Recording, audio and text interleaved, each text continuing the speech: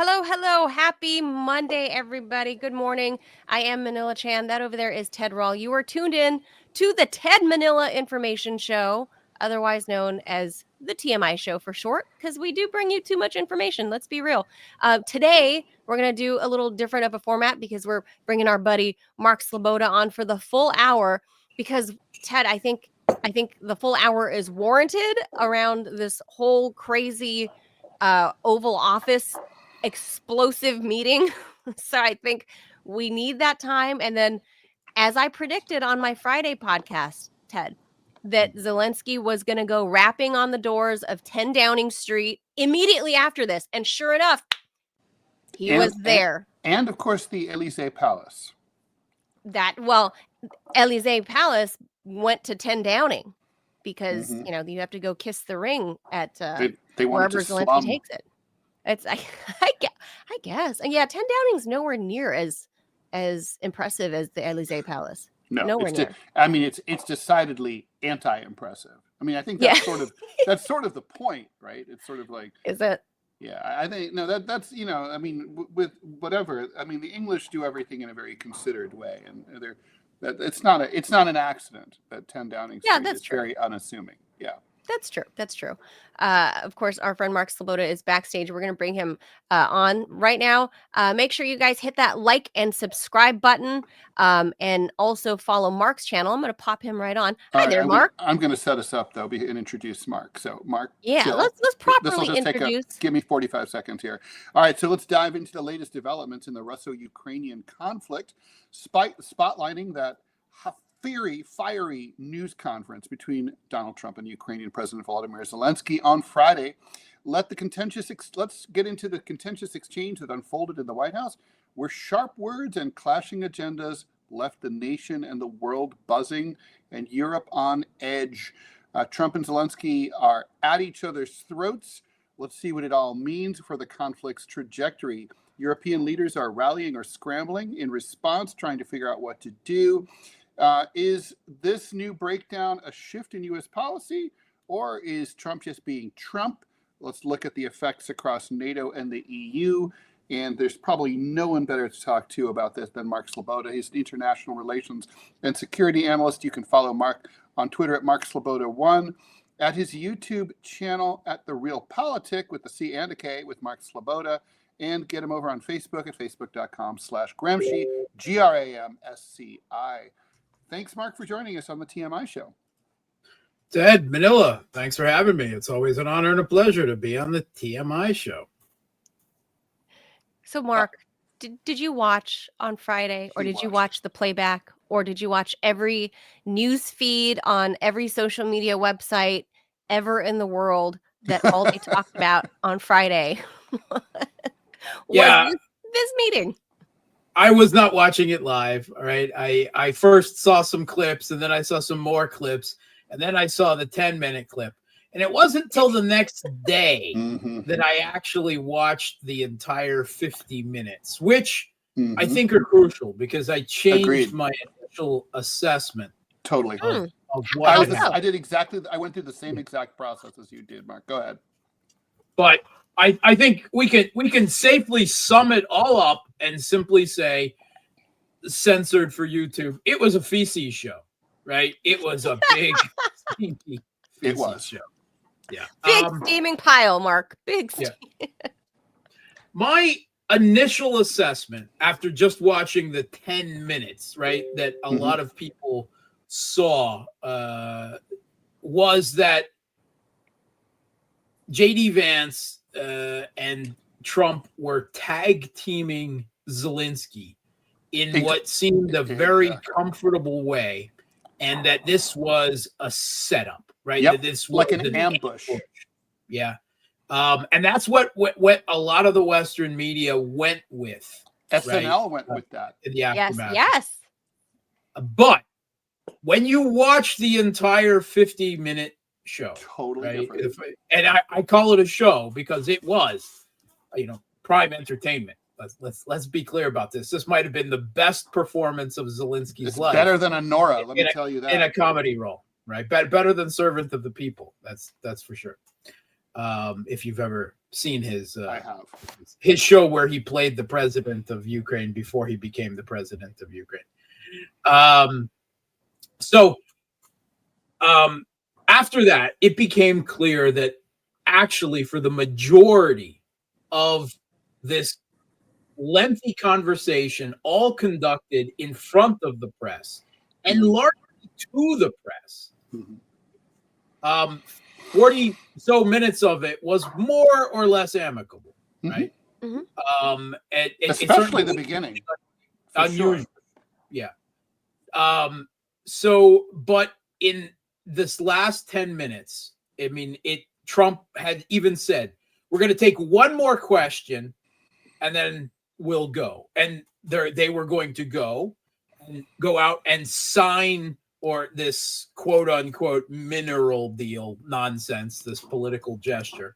Then they were going to have lunch and there would probably be a second press briefing. That was it. And Zelensky would have been out of there with having papered over a lot of the tension that had been building between the and he'd have a full stomach. He wouldn't have missed lunch.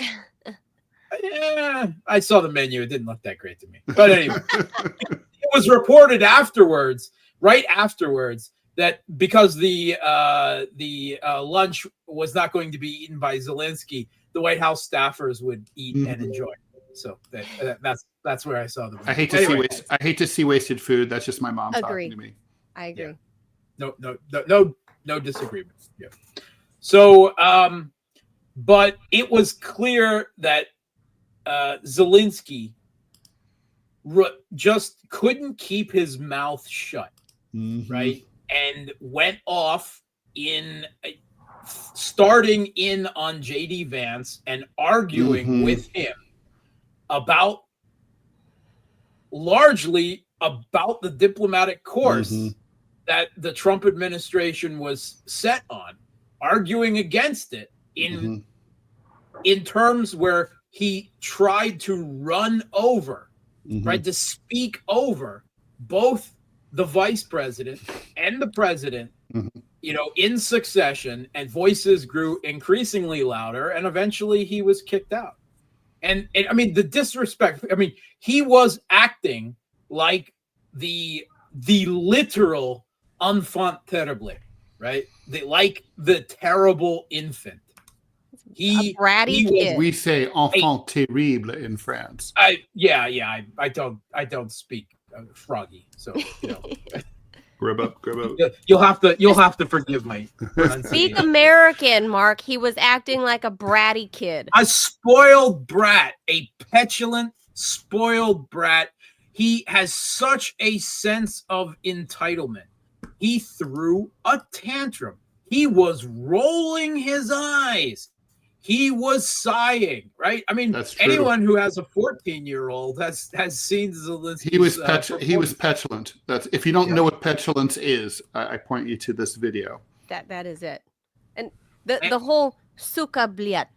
Oh, okay. So there under his breath. Oh God. Yeah. So in English, there's about 7 curse words, right? And you more or less hear them in every school playground and every single Hollywood movie, right? In Russian, swearing is quite different, right? Swearing, there is a high intensity, verbiage for this. It's called mat, right? And it is so much more offensive and intensive than cursing in English that you really can't believe it.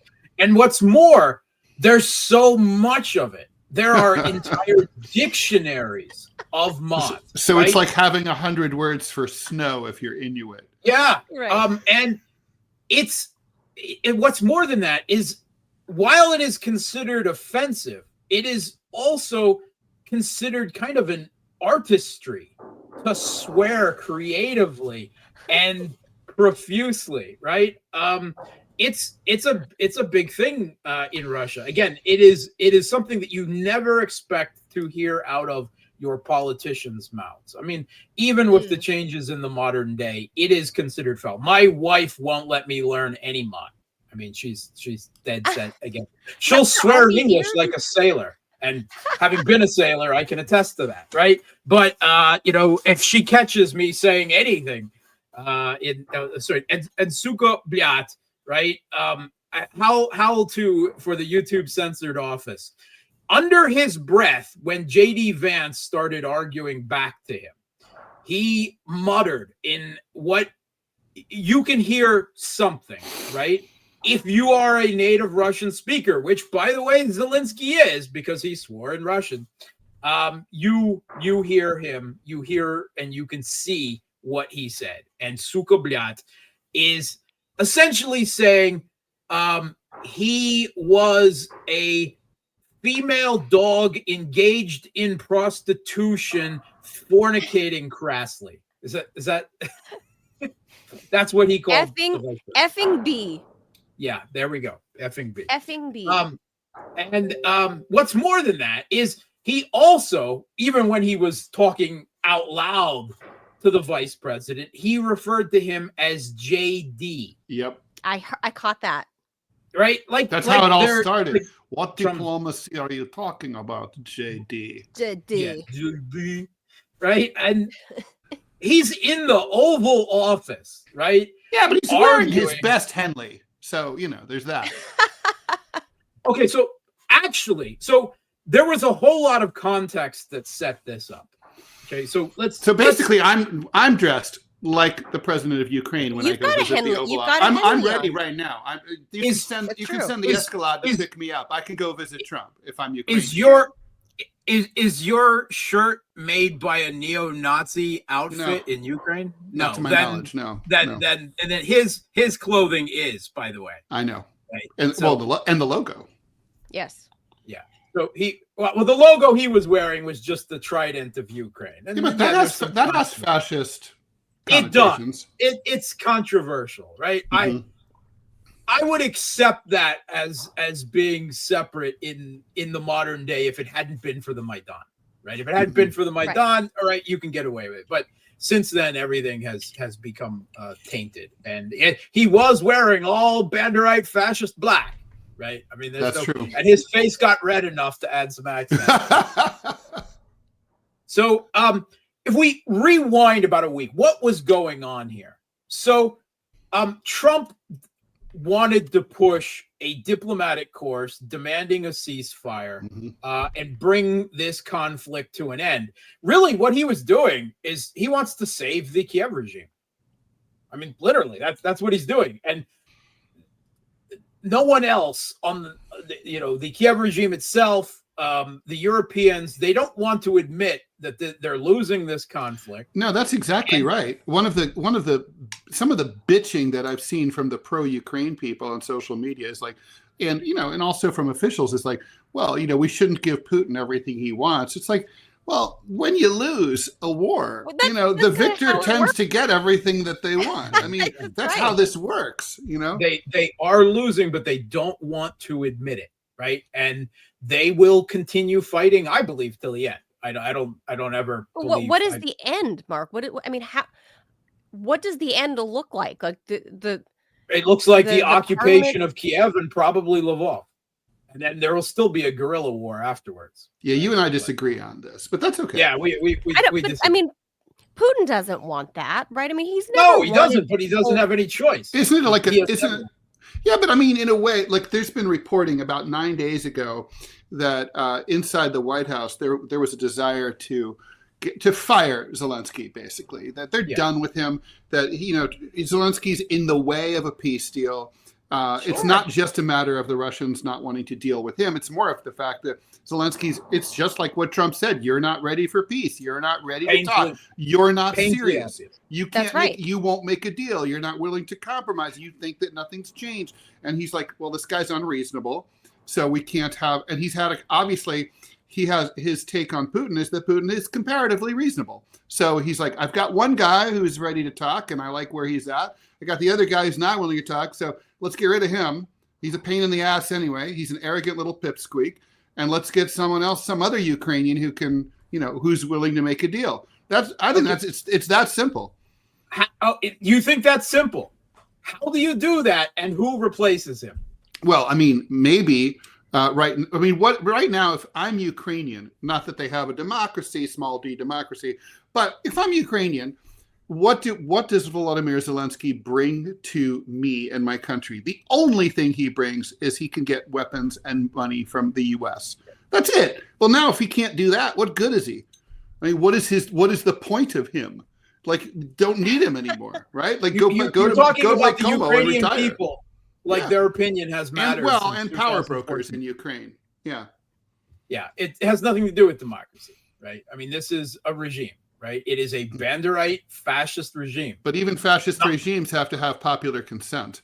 No, they have to have They have to have not active dissent, right? And they achieve that by having complete control of the security, you can't military. Only rule with fear, though, forever. You know, even Nazi Germany was concerned about public opinion. Any man who even comes out in public is immediately press ganged, conscripted, and sent off to the front. Which was I think the first time when Vance mentioned that. Yes, that's the first time that information ever appeared on mainstream television. Yes. I mean, we can listen to that if you want. I mean, it's something that Americans don't know anything about because the Western mainstream and they assume it's a lie, probably, or an exaggeration or something, or they just sort of like la la la. Yeah, didn't hear that. Like regime, it's all Russian propaganda, right? Every one of the tens of thousands of videos out there of it, right? It's completely. I mean, what's maddening to me is how people talk about stuff like this in the United States with great certainty. That they know nothing about, right? But they talk. It would be like if I started like blathering about, football, and I don't watch football ever. But I'm like, the so-and-so is going to win, and just making shit up. I mean, it's like we're talking about Russia's going to invade all of Europe. They just want to invade and put the USSR back together. It's like, Russia hasn't been territorially expansionist since the 19th century.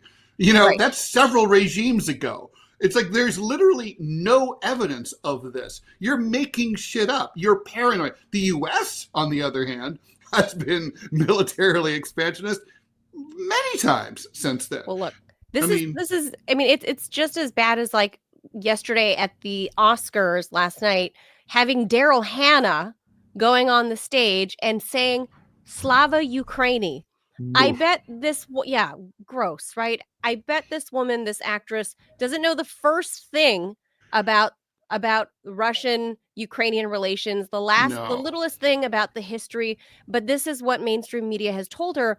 And because she's a Democrat, that automatically, by default, whatever comes out of J.D. Vance's mouth or Donald Trump's mouth has got to be propaganda in her book, because we know Hollywood is... A lot of it has to do with that. TDS. So no matter what comes out of their mouths, it's going to be fake. If Trump embraced kittens and puppies, Democrats would say that all kittens and puppies are evil. Yes, kill them. For those who don't know, Slava Ukraina, glory to Ukraine, was the slogan of the OUN and UPA, the Organization of Ukrainian Nationalists and Ukrainian Insurgent Army in World War II, who were Nazi collaborators, responsible for the massacres of hundreds of thousands of Poles, Jews, ethnic Russians, leftists, any Ukrainians who disagreed with them. Speaking of which, I had someone on my Facebook feed say, I sympathize with the Ukrainians because my family's Jewish and they came from Ukraine. I'm like, they came from Ukraine because the locals wanted to kill them. That's you the idiot. Opposite reason. Yes, it's like the exact opposite reason. Yeah. Well, let's listen to the vice president and what he actually said before Saturday Night Live and the Oscars and everybody started twisting what he said. It's actually a very important question. We spoke about this in detail with the Prime Minister, the Foreign Secretary, and others at lunch yesterday. And I know that Secretary of Commerce Lutnick followed up in private meetings last night. This is really important. We believe Americans have the right to speak their mind, even if we in this room disagree with them. They have the right to speak. That was the question about American companies and social media in the UK. So the fire starts. I'm gonna find it right about here. Want to see if we can get this thing done. You want me to be tough? I could be tougher than any human being you've ever seen. I'd be so tough. But you're never going to get a deal that way. So that's the way it goes. All right, one more question. Hey, I want to respond to this. So look, for 4 years in the United States of America, we had a president who stood up at press conferences and talked tough about Vladimir Putin, and then Putin invaded Ukraine and destroyed a significant chunk of the country. The path to peace and the path to prosperity. Yeah. Notice JD Vance here, right? This is the first time he has interjected in this 40-minute conversation. Yes. And he is not attacking Zelensky. He's not even talking about Zelensky. That's true. He is attacking the previous administration's policy. He's attacking Biden. And then he's going to go into what we want is diplomacy. And then that sets Zelensky off. What kind of diplomacy? What is diplomacy? Well, by the way, I love that whole, like, I mean, you know, you can't, it's like, oh, well, we can't trust, you know, Zelensky says that, well, you know, we can't trust anything that Russia or Putin says. Well, okay, if you say that, then never in the history of the world would diplomacy ever have settled any issue, because you negotiate with your adversaries and your enemies. You don't need to negotiate with your besties. It's like, I mean, like, it's like, well, how, you know, like when Japan surrendered on the deck of that battleship, you know, it was like, you know, how did we know that they weren't going to start fighting us again? Well, we just, you know, they shook hands. They signed an agreement. We assume they won't do it, you know? That is actually projection, because, of course, it is the Kiev regime and the Europeans that broke both rounds of the Minsk Accords that had been solidified. They even admitted that they never meant it. They never meant it. They literally, like, we were crossing our fingers. We never really meant it. Right. We tricked Pooty into it. Right. Okay. Let's finish Vance. Is maybe engaging in diplomacy. We tried the pathway of Joe Biden of thumping our chest and pretending that the president of the United States' words mattered more than the president of the United States' actions. What makes America a good country is America engaging in diplomacy. That's what President Trump is doing. Can I ask you? Here we go. Sure. Yeah? Yeah. Okay. So he occupied our parts, big parts of Ukraine, part of East and Crimea. So parts of the East in Donbass that had been shelled by Kiev for the past 10 years. But who's counting, Mark? I mean, you know, to quote Robert Heinlein, right? I mean, war solves a lot of problems. People say that violence doesn't solve anything. And one problem after 1991 was that a lot of Russians were on the wrong side of that border between Ukraine and Russia. And now that problem is largely solved because by this war. I mean, really, truly, I mean, if magically Putin and Russia were like, okay, take it back, all of it, including Crimea, then Ukraine has a problem, right? They have a restive population in the East and in Crimea who don't want the Ukrainian government there. Right. They're pissed. And they're going to have like guerrilla warfare. They're going to have, you know, it wouldn't be good. I mean, in a weird way, I mean, this does solve a problem for Kiev as well. Yeah. And who's counting? On 2014. So during a lot of years, so I'm not speaking about just Biden, but those time was Obama, then President Obama, then President Trump, then President Biden, now President Trump, and God bless, now President Trump will stop him. But during 2014, nobody stopped him. He just occupied and took. He killed people. You know what the contact 2015.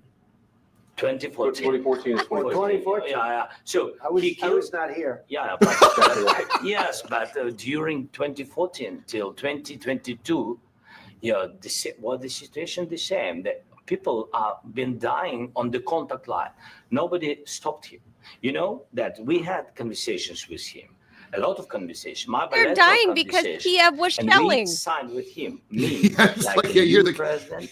In 2019, I signed with him. You're like, you murder your parents and complain you're an orphan. Macron and Merkel, we signed ceasefire. Ceasefire. All of that. Pause it. He's talking about a ceasefire affiliated with the Minsk Accords.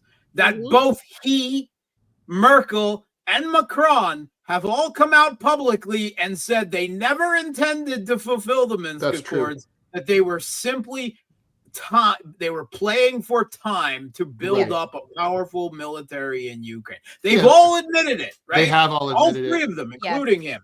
And now he tries to present it as we can't trust Putin. Oh my God, that is like I bet Putin's a calm guy, but if he lost his temper, I bet he was throwing things at the TV when Zelensky was saying that. This is what the kids call gaslighting. Yeah. This is gaslighting. And told me that he will never go. We signed him with gas contract. Yes, but after that, he broken this ceasefire. He killed our people, and he didn't exchange prisoners. We signed the exchange of prisoners, but he didn't do it. What kind of diplomacy, JD, you are speaking about? What do you mean? I'm talking about the kind of diplomacy that's going to end the destruction of your country. Yes, but if you Mr. President, with respect, I think it's disrespectful for you to come into the Oval Office and try to litigate this in front of the American media. Right now, you guys are going around and forcing conscripts to the front lines because you have manpower problems. You should be thanking the president for trying to bring it into this conflict. Have you ever been to Ukraine? Did you say what problems we have? I have been to. Count once. I've actually watched and seen the stories, and I know what happens is you bring people. I have social media. Is what he says. Mr. President, do you disagree that you've had problems bringing people into your military? And do you think that it's respectful to come to the Oval Office of the United States? Look at Zelensky's body language. The administration that is trying to prevent the destruction of your country. A lot of questions. Let's start from the beginning. Sure. First of all, during the war, everybody has problems, even you, but you have nice ocean and don't feel now, but you will feel it in the future. Yeah, because Putin's coming for New York. You will not have war. Here comes the silverback. Well, the Russian food will get a lot better in Don't tell us Manhattan. what we're going to feel. I'm not telling you. Because I'm you're in no answering position to honest dictate that. That's exactly what Remember you're this. doing. You're in no position to dictate what we're going to feel. You We're going to feel very you will good. Feel influence. We're going to feel very I'm good and telling very you, strong. You will feel influence. You're right now not in a very good position. You've allowed From the yourself very- to be in a from very the very bad position, beginning and he of the happens war. to be right From about the it. very beginning of the war. You're not in a good position. You don't have the cards right now. With us, you True. start having Not playing cards. cards. That's Right now, undeniable. You're playing Serious, cards. Mr. President. You're I'm playing very cards. serious. You're I'm gambling the with the president lives in of war. millions of people. You think That's You're gambling true. with World War III. How I is love any that. of that wrong? That I was love all that. true. When have we from ever Donald seen Trump. an American president express that concern? I mean, yay.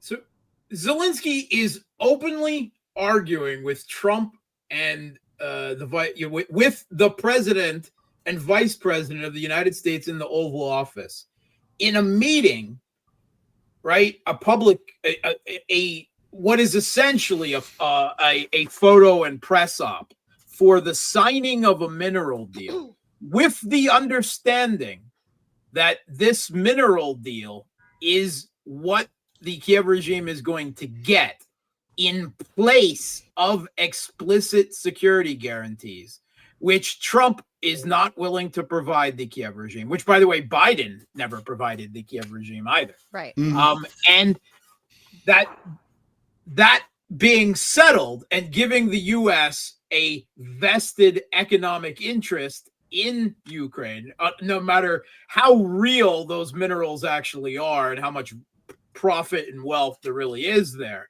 And, the fact that this document is it's a statement of intent.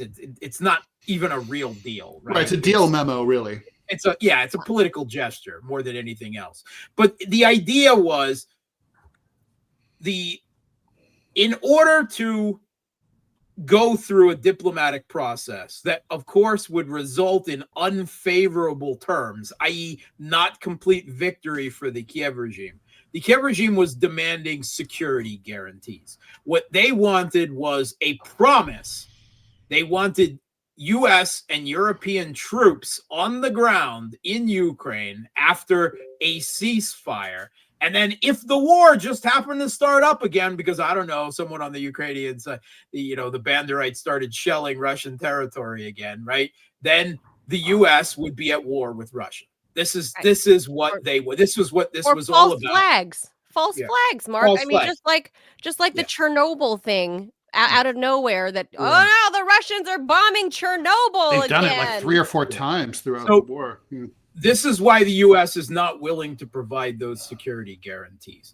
So, and Zelensky thought when he proposed this nonsense minerals deal, which first of all, Russia has most of the territory that Ukraine has minerals, and second of all, they've blown Ukraine's supposed mineral wealth out of all proportion and rationality. Right? It's not some treasure trove waiting to be exploited there. Now, the terms of this deal are exploitative, right? There's no question about this. But what Trump was saying is you get implicit security guarantees, right? That because America will have a vested interest and because there'll be American workers on the ground exploiting these resources, that no one will dare attack them. Okay, well, that's nonsense. But the Europeans, particularly Boris Johnson, convinced Zelensky to go ahead with this. And also explicit with this deal is that Trump is recognizing that Zelensky is the president of Ukraine, right? Because if he has the power to sign this document, right, you would hear the calls for elections in Ukraine go away, right? Because they just, how could you turn on him after you've just, so this is legitimizing him. This is another thing they were going to get out of it. And the Europeans assured him, right? They said, all right, the U.S. won't give you explicit security guarantees, a promise, but we will play to Trump. We will promise to put our troops on the ground in Ukraine as a reassurance force. And that will satisfy Trump's demand that we have to carry the heavy share of the burdening.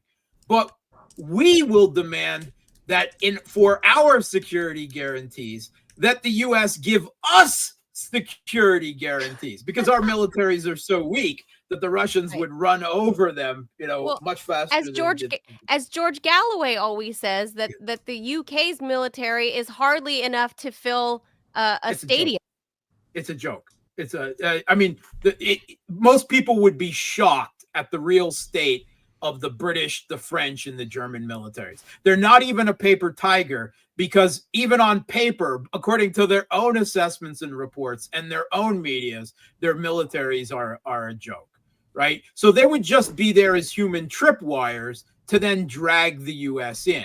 And they said, what we need from the U.S. as a backstop for our forces is we need intelligence, we need logistics, we need air defense cover. We need, essentially, they were arguing for a no-fly zone, which means that the U.S. Air Force would have to divert hundreds of aircraft to Ukraine and engage in an air war over Ukraine with Russia. This is what is all, contained in this, right? And that would be the security guarantee that would draw the U.S. into the war directly, whether Trump wanted it or not, right? And Trump blew off Macron and he blew off Starmer, right? And he wouldn't give them any security guarantees. And so Zelensky here is desperate. He's not getting what he wanted. Macron couldn't get it out of him earlier in the week. Starmer couldn't get it out of him. In fact, Donald Trump asked Starmer point blank at one point, so can you take on the Russians on your own? Wow. Cue the room and Starmer giving a nervous laugh.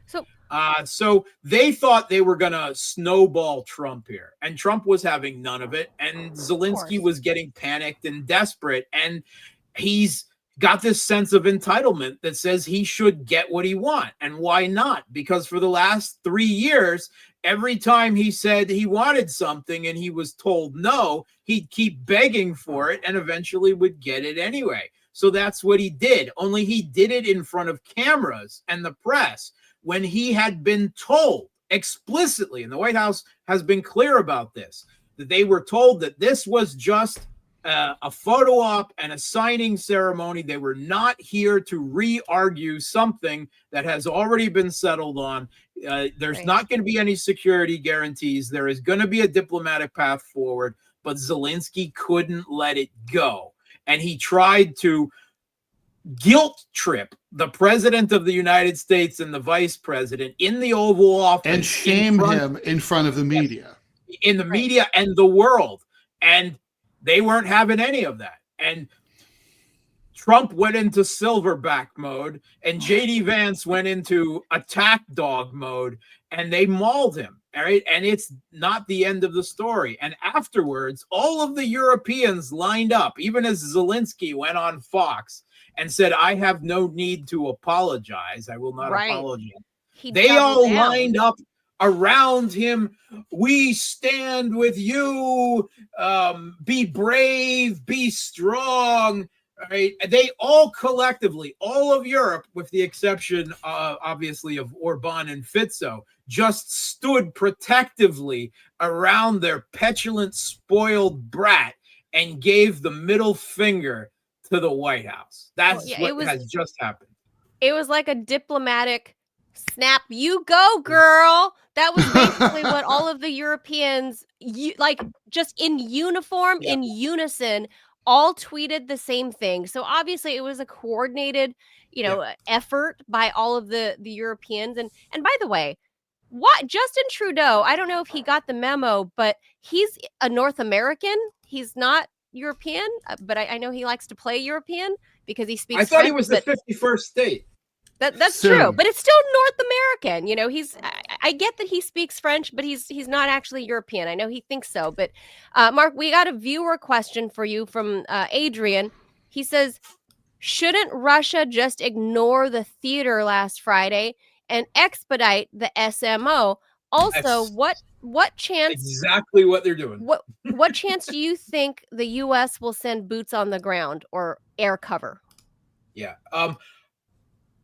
I think that, first of all, let me ask the answer to the last part. Right now, with Trump in office and everything as he has said so far, I think the chance of America getting involved directly now is less than it ever has been, right?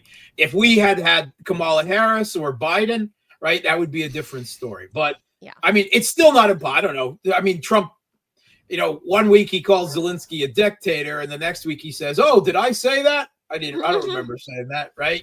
So who knows? But I can't see it. With regards to Russia, Russia is fully aware of this. They are certainly entertained by all of this, but they are not stopping the special military operation. They've been clear that as far as they are concerned, they haven't even heard any peace plan, or there hasn't been any peace negotiations so far. And the Kiev regime is incapable of it. So they're just trucking on, and they are just at the prospect that Trump could end up cutting all military aid to Ukraine. They're like, what's going on, Vladimir Vladimirovich? What should we do? And Vladimir Vladimirovich, taking a page from the Chinese, is shh, we should be quiet and do nothing while our enemies are destroying themselves and doing our job for us, right? That's what's happening. I expect to see big offensives this late spring and early summer. Expect to see moves on Zaporozhye, Kherson City, possibly even Kiev. It's definitely coming. Russia is more set than ever of just taking the whole thing, of uprooting the regime completely. They see opportunity in all of this, and they're going to take it. They're not going to let this regime survive, because if Trump, saved it, if they were sensible enough to let Trump save them, then Russia and Ukraine's security problem would just be kicked down the road. Right? Well, what about U.S. backing and funding? I mean, it does look like, that's going to be severely curtailed, right? Well, I mean, not it hasn't as of yet. Nothing's changed. As of yet, as of an hour ago, Zelensky was just telling the press that U.S. military aid is still being received in Ukraine, which doesn't mean that might change, right? We're told that the White House is going to discuss it today. But the Europeans have made clear that even if the U.S. stop, they're not going to stop, and they're going to help the Kiev regime fighting, which they're not going to be able to make up for the U.S., but, I mean, it will still drag it on for another year, year and a half, maybe. Or maybe not. Maybe the Ukrainians will come out of their foxholes and get serious, or maybe they'll overthrow Zelensky and put in someone who's willing to talk. Bring in Zelensky, who would be a more committed Banderite fascist general. Right. Yeah. I mean, it's not like or Poroshenko. But I mean, people aren't. But I mean, are all the Ukrainians stupid? I don't think so. Right? I mean, they must. No, see, it's they can see the writing on the wall. Politically repressed. There are no opposition parties. They've all been banned. All their leaders have been hunted down. Thousands of Ukrainians have been assassinated by the regime for daring to not agree with their political course of the country since 2014. There is no organized resistance in the country because there hasn't, they've stamped it out so completely. Anyone who sticks their head up and so much as snaps a picture of one of Russia's drone or missile strikes immediately gets sent to the front or prison or possibly both. There is no ability to resist on the ground. You have to understand how jackboot thugged Ukraine is at this point. Because even if the Democratic Party, right, Mark? There's no, for example, the Democratic Party here back home, there are no horses left in the stable. They're scrambling right now after the 2024 elections to figure out who's next to bat, right? They don't have anybody right now. So, and there's nobody left in Ukraine that can stand. There's not even any opposition parties in Ukraine, right? There are only minority parties. What about the guy that just tweeted this weekend? I forget his name, but he was calling for new elections and for Zelensky to step down. He's an MP, but is that? I mean, I felt like when I read that, he's an ex-MP and he's in prison. I didn't know that. Yes, I did not know that. Okay, how's he getting his message out then? What? How's he getting his message out? I mean. People do tweet. I mean, Navalny was tweeting from prison all the time, right? I mean, that does happen. I mean, I'm sure now he will not have that access, that he had it before. But people do get their stuff out, right? I mean, it was tweeted to his account. It doesn't mean that he typed it, Oh, gotcha. Yeah. Well, yeah, because we see locked up political prisoners all over the world. Yes. Get their messages out through their people or their lawyers or whatever. I mean, how is the PKK leader who's been in prison since 1999 calling for disbanding the PKK from behind bars and tweeting, right? So that's fair. That's fair. Yeah. I think Robbie had a question also. I think I'm going to pop producer Robbie on there. Robbie. Howdy. Yeah, so I have a little bit of a different take about this whole theater that happened on Friday. I think that Zelensky knows that politically his goose is cooked when it comes to Trump. So I wonder if the reason why he put on that show in front of the press pool was to get political meat for the never Trumpers, the neocons, and the Democratic and Republican parties to try and force Trump through Congress to continue the support for the Ukraine war. What do y'all think about that? I don't think it was a performance. There was what he was trying to argue. And yes, there might have been an intention in the fact that he was arguing to do that, but it was only knee jerk. It wasn't like this was some plan. I think it was a Hail Mary. You see the face of the Ukrainian ambassador face palming and crying just a few feet away as all of this is going on. And Yermak keeps stabbing his own hand with his fist as it's happening, right? this was not. This was unintentional in what happened. It obviously was. Zelensky he lost it. He lost it. He couldn't control his own sense of entitlement and I think that's right. Panic. Gotcha. I think that's right. I agree with Mark. I don't think any of this was staged, as even though the mainstream Western press is trying to present it as such, that, you know, like Ted pointed out earlier, that SNL did a whole skit about this, that they, you know, deliberately sandbagged him in front of the press. I don't think that was it at all. I think no, I thought that at first, but once I saw the full thing, it became clear. By the way, there were questions from the press that followed this widely reported exchange, right? And it went on. This event went on for quite some time after this explosion. But you could sort of see, everyone trying to normalize things. But Zelensky looked absolutely shocked. He was pissed. Yeah. Well, I think he was stunned. Yeah. That all three: shocked, stunned, and pissed. Yeah. Yeah. I mean, for me, the most telling thing that I got out of it was there towards the end, about Ted was just now talking about, was in Trump when he started kind of revisiting the whole Russiagate scam. And he said, "No, Putin went through all this crap with me. I mean, we were in this together."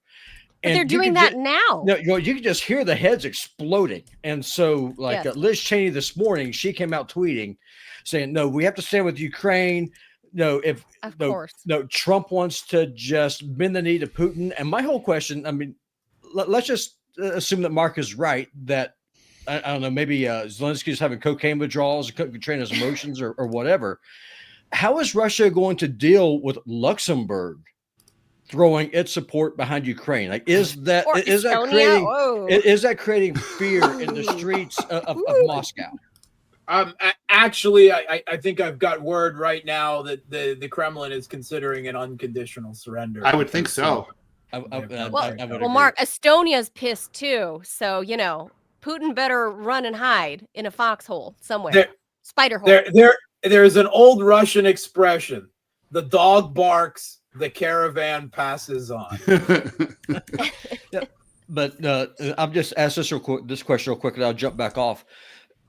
And I think you had touched on a little bit ago. But do you think that the Russian army will push onto the Dnieper River this summer and maybe to Odessa, or do you think they just keep being methodical? Yeah. So I think that the Russian military is going to be doing multiple things at once because they're capable of it. Even the Kiev regime is reporting about a 200,000 strong new Russian army that hasn't been committed to the fight yet. Right. So I think you're going to see Russia. The main thrust, the most important, will be taking this last Kiev regime defensive line. First, Pokrovsk, and then Slavyansk, Kramatorsk, and Konstantinovka in Donbass. At the same time, you are going to see Russia very likely move up north from Zaporozhye in the direction of Zaporozhye city.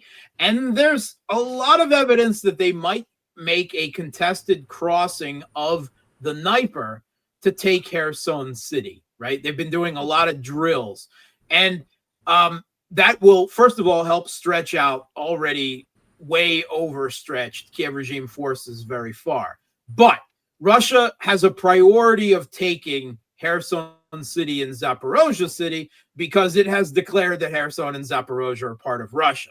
So if negotiations get underway, sometime late next year, right, that gets serious, then they want to already have that settled or close to settled on the ground. But I think you're probably also likely to see something once the Kursk pocket is followed up, is completely rooted out, and that's very close to being wrapped up, right? Russia has the last supply line into Suja practically cut at this point, and they've got Russian forces on the other side of the Ukrainian border there already in Sumy. They will continue on and take Sumy, the city, as well as the region, and then they will march right back in towards Kiev again from Sumy, like they did in 2022. Mark, Is Odessa on the menu? Is Odessa? Odessa's really hard to get to, right? Even in World War II, the Soviet Union went the long way around through Kiev first and then down to Odessa. You would have to first go through Kherson City and then Nikolaev and then Odessa. I mean, I know Russia, there's a lot of Russians that will feel that this is not complete unless Russia gets at least the east of the Dnieper, including Odessa. But it is more likely that Odessa, if it is gained, will be gained in surrender terms rather than through a military occupation of Odessa. The geography just isn't for it.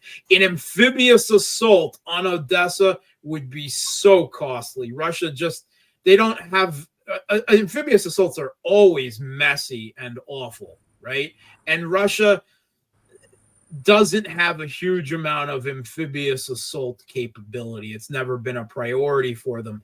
And you might notice that quite a number of Kiev regime's / NATO's attacks on the Black Sea Fleet over the last 3 years have been specifically against troop transports. Mm-hmm.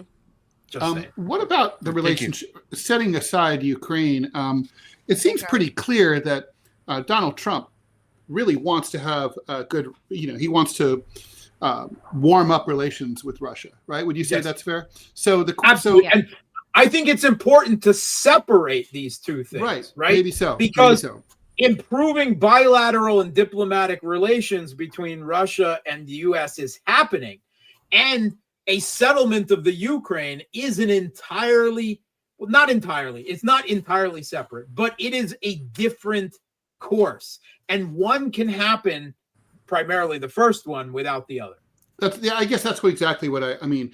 That was my feeling. I wanted to just get your take on that. I mean, It seems like I don't think Trump's going to I think to me, the big takeaway of Friday's contretemps is that there's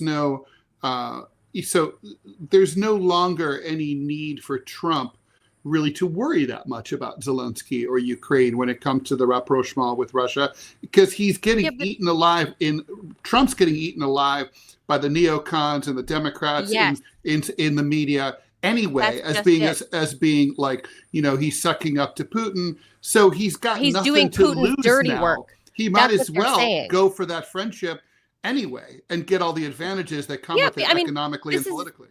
This is exactly Russiagate 2.0, Mark. I mean, it's been debunked.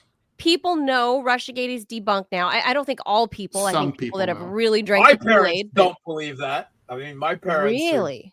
A lot of people. No. A lot of people are still there. No, it's still a majority opinion that's true, even though it's false.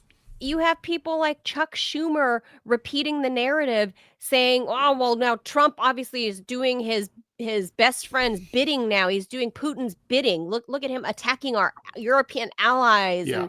But I mean, this again, they're trying. Thomas Friedman. To stop peace. Thomas Friedman in the Times wrote over the weekend that in the almost 250 year history of the United States, there's never been a European ally treated like this. And and I was kind of like thinking, well, first of all, I wrote for the Wall Street Journal, which they're currently editing my piece. I'm pretty sure they're going to run it about Charles de Gaulle and his relationship with FDR, which was worse, actually. He hated de Gaulle. So I get into all the details, but yeah, it's like basically this whole like, but this has never happened. Nothing like this has ever happened before. And it's like, but I think at this point, it's kind of, the breakup is now well underway, right? I mean, Trump doesn't have to care about Zelensky anymore. Yeah, Ukraine has never been a treaty ally of the U.S. And the U.S. regularly spies on, I mean, there was the whole Operation Gladio during the beginning of the Cold War, where the U.S. was directly preventing democracy from resulting in leftist governments in Italy and Greece and other European countries. So, and Okay, I love the qualifier in Europe because that completely neglects the U.S. throwing the Afghan regime they installed under the bus, the Kurds under the bus so many times that no one can even keep track of, throwing Saddam Hussein under the bus after he had been a proxy that they put in power. The U.S. has Manuel a Noriega. long history. Manuel Noriega, don't forget him. Of tossing Right. its proxies to the side when they're no longer useful. Yeah, I mean, basically, Zelensky has just been treated like a used snot rag, and he's being tossed aside now. It is. I will say that the change in U.S. foreign policy that is occurring between the Biden administration and the Trump administration is the most radical change in U.S. foreign policy that certainly in modern history, perhaps in all of U.S. history. He is taking on the blob. He is taking on the U.S. foreign policy orthodoxy, the deep state, if you will. Right? That's his primary war. He's at war in D.C. Against the blob, against the deep state, the permanent bureaucracy, whatever you want to call that. And it is such a radical change in U.S. foreign policy. Nothing like this has happened before. We don't know what the end of it is going to be, but hey, Chinese curse, we're living in interesting times. Well, Mark, let me, in the last couple of minutes that we're bending your ear, let me ask you about U.S. and the broader EU, real EU, not, and the UK, of course, because they're no longer EU, but barring Ukraine, what do you think this does to the U.S. relations with the other Europeans, including the United Kingdom, when you have Keir Starmer, even though he says he's going to send billions of dollars to Ukraine, and when he went to Kiev about a month or two ago, he signed this 100-year unlimited partnership deal, that's kind of carte blanche. Parliament hasn't even discussed what that deal is going to look like. But what does this do for the U.S. relations with the UK and with the broader EU when these guys are saying they're willing to send boots on the ground in Ukraine? Trump has said, no way, no boots on the ground, and we're limiting funds. But then Starmer comes out and says, right here, he's saying, no, I don't call the U.S. an unreliable ally. When a reporter asked, do you consider the U.S. an unreliable ally? Yeah, everyone's talking about the damage to U.S.-Ukrainian relations, but there is a huge amount of damage occurring to the transatlantic relationship right now. And we're a month into the Trump presidency? We got 4 more years, right? I mean, I'm not saying that NATO is going to be dissolved and fall apart, but I will say that the way things are going, anything's on the table. Look, Trump hates all the European leaders, right? They all openly sided with his opponents. First in his first campaign during the Russiagate hoax, right? In the second campaign, Keir Starmer and other European countries all deliberately sent agents to campaign for the Biden Biden-Kamala Harris campaign, right?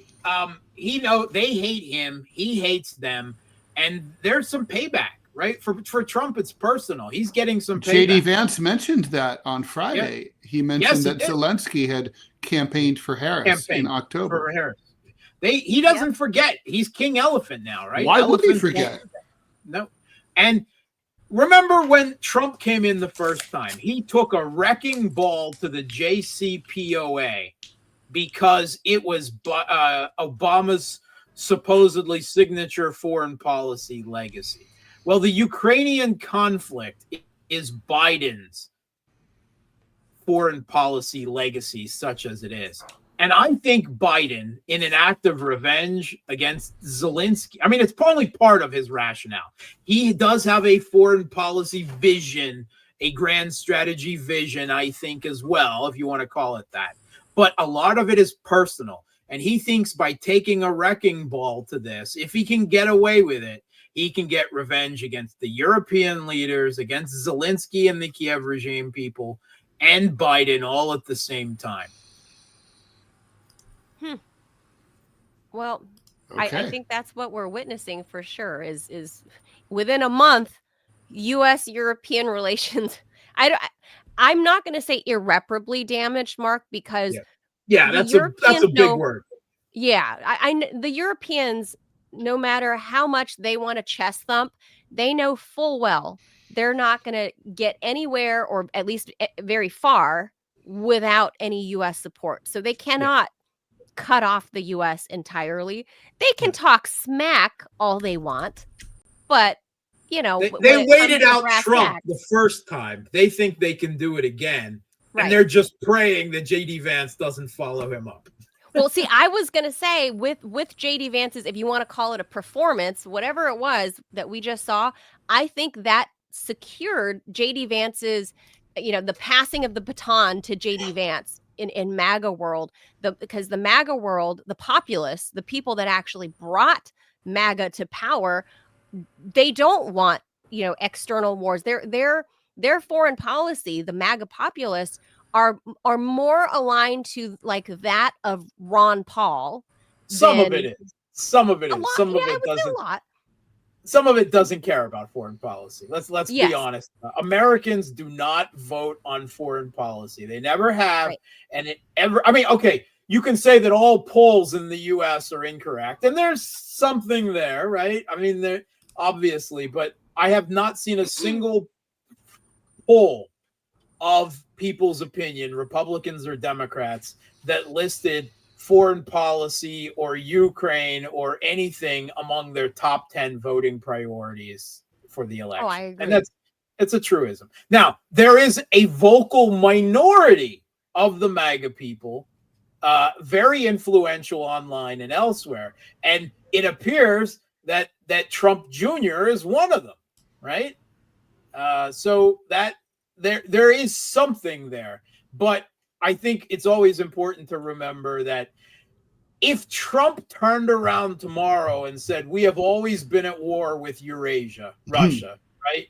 That the majority of the MAGA people would flip on a dime. Sorry. I mean, the ones out there watching this show, I'm not talking about you, right? Because I know there's some MAGA people out there watching this. And of course, yeah, okay, we don't agree with you on everything. I certainly don't. But be honest that you do not represent the average American or even the average Trump supporter. You're a little step up above. You like to be informed about the rest of the world and care about it. And that is not the perspective that most Americans, when they go to vote. Sorry. That's true. I would agree with that assessment for sure about the average American. We shouldn't project. We all care about this as one of the most important things on our lives, but let's not project our feelings about this onto an average voter unless there's some serious polling information to back it up. Yeah, I think a lot of these people that we're looking at on the screen there, including the one that's not European, Justin Trudeau, I think they're all hoping that the Trump world gets expelled from Washington. Period. Yeah, what I see there is a vampire's ball. Yeah, this is not great. I mean, I attended CPAC 2 weeks ago. Georgia Maloney, she's hidden back there next to Justin Trudeau. Trying to hide. She delivered a video speech. She was invited to speak ahead of Donald Trump. Olaf Scholz, if you look at the positioning of the seats at the table, literally at the table, Mark, Olaf Scholz is on his way out as chancellor. He's got a number of days left, right? They put him off. The heads of the table were Macron and Starmer and Zelensky, and Scholz. Look, he wasn't even in the camera view. They put him off to the side. Like the Germans, even the new guy that's coming in, Merz, he's also Olaf Scholz. More of a hawk on Ukraine, much more of a hawk than Scholz. So, if this message gets out there to the bulk of the MAGA crowd that might be listening, that are more the typical MAGA crowd, let this be their thing, that they understand that if they care about America first, truly, then you don't want American boots on the ground.